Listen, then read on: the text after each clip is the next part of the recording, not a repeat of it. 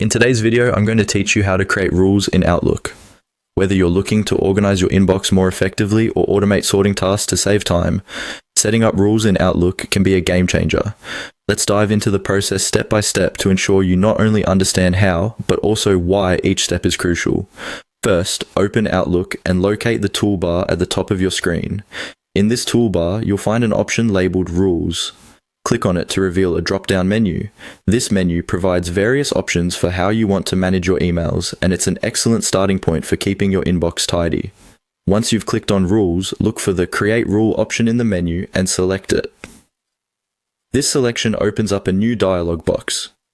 Here, you can start setting up the specific conditions and actions that will define your rule.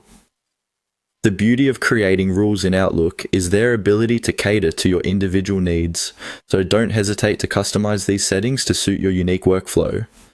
Next, you'll be prompted to choose which folder you want the rule to apply to.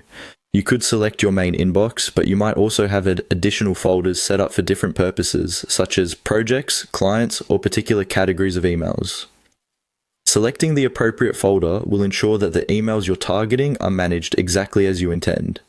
Follow the on-screen prompts, which will guide you through specifying the criteria your emails must meet for the rule to apply. This may include conditions like the sender's address, specific keywords in the subject line, or other distinguishing features. Then, you'll decide what action Outlook should take when emails meeting these criteria arrive. Actions could include moving the email to a specific folder, marking it as read, or even forwarding it to another address.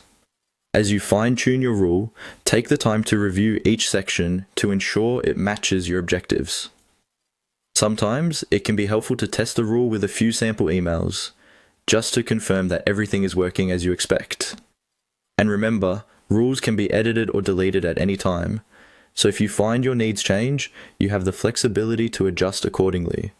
Once you've set up your rule just the way you want it, make sure to save your changes.